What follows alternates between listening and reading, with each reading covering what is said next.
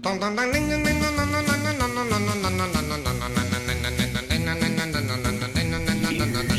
Baseball.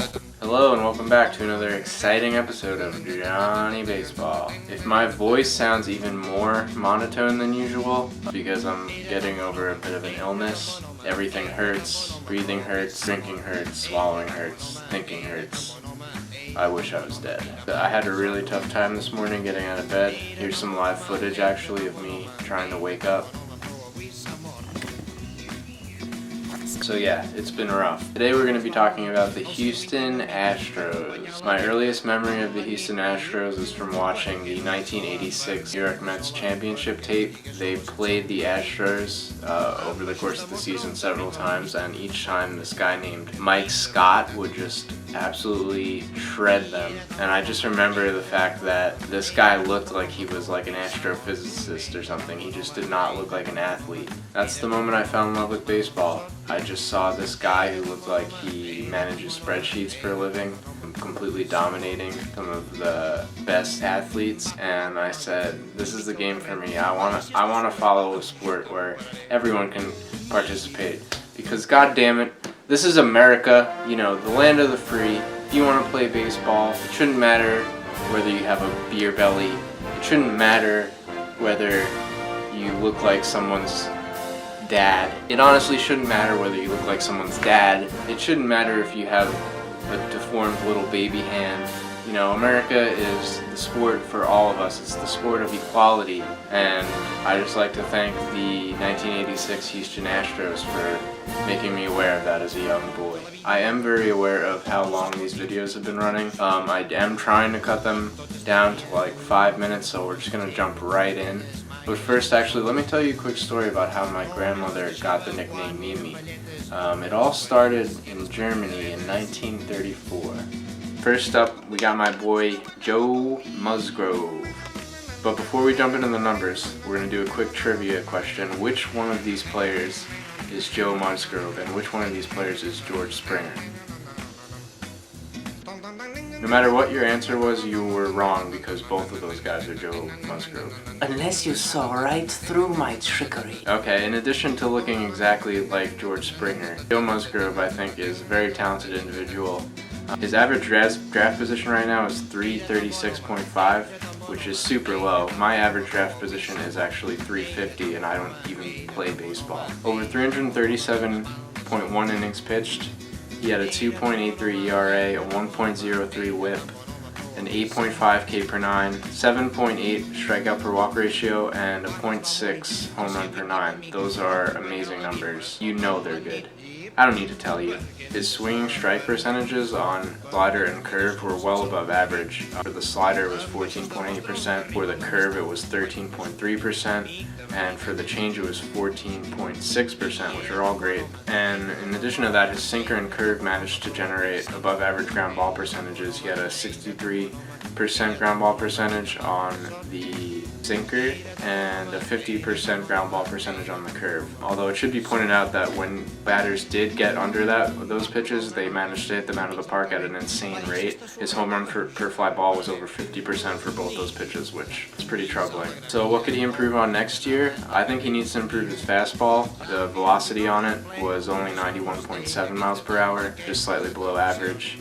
And he was generating well below average swing and misses on that pitch. That said, I do think there's some potential there. When he first came up to the Astros, he was throwing straight gas. He managed to hit 96 a couple times with that fastball. I would hope there's some room for growth there, because if you can establish that fastball with those nice off-speed pitches, I think the sky's the limit. My projection for him next year, I'm going to be optimistic. I think a 3.45 ERA. He's got the control, or at least the history of good control, so I'd say 1.17 WHIP, and I think he can get his K per 9 around 8, especially if he shows some growth with that fastball. Alright, next up is Dallas Keuchel, the guy who was so good in 2014 and 2015 that he managed to get people to pronounce his name Keuchel instead of Keuchel.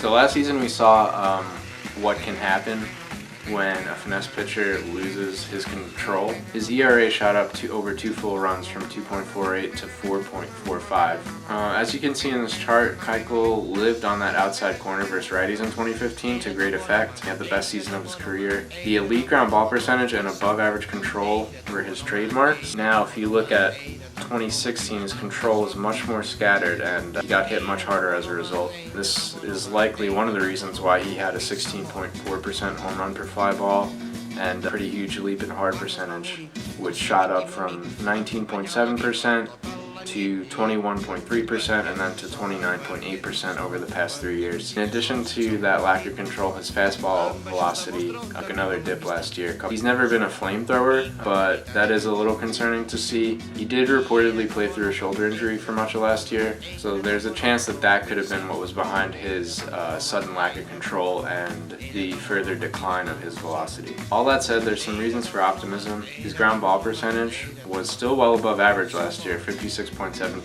And he did seem to get a little unlucky with a 68.4% left on base percentage. And even with the uptick in hard contact, I mean, the amount of hard contact he gave up was still about average. His xFIP and FIP numbers were 3.53 and 3.87, so there are still signs of a decent pitcher under the surface. Keuchel is one of 450 MLB players that is claiming to be in the best shape of their life this year. Your mileage may vary with statements like that, but his ADP right now is 127.7, which seems very, very low for a guy who is only a year removed from being an ace. And if you buy that his injury is what was causing the problems with the control and the velocity, I'd be buying in big time. You know your name is pronounced Keuchel. You know it! I'd expect something like a 3.3 ERA, 1.18 whip, and a 7.5 K per 9. So there's value there. Oh, Nelly, do I love an injury-ravaged season.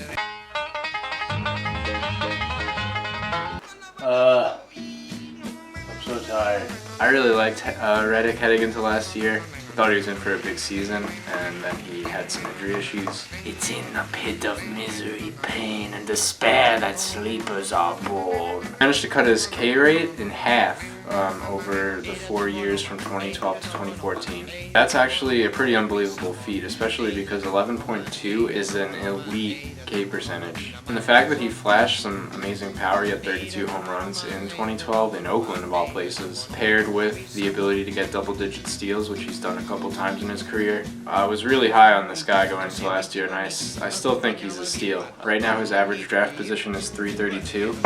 He still managed to demolish righties last year. He had 332 against them, but he really struggled against lefties, hitting only 155. He hasn't really shown a history of being completely useless against lefties, so I'm kind of writing that off as an aberration. He had a nice 4-year high in hard contact last year, and he sprays the ball really nicely. 39.9% of his hits go to center, 24.8% of his hits go the opposite way. I think that the Astros are a great fit for him because I think that the combination of his high contact rates and on-base skills will force them to slot him in a higher position in the lineup, and that is a pretty scary lineup this year, so I think there's going to be a lot of opportunities for some runs and RBIs. And I also kind of like that the Astros are a lot more aggressive on the base paths than the A's, where he spent most of his career. So I think there's potential for a new career high in stolen bases. My projection for him is an all-around solid 280, 350, 440 line with about 18 home runs and probably 15 steals or so,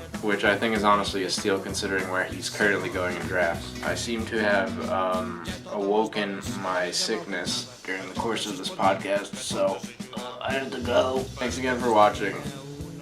See you next time. Goodbye.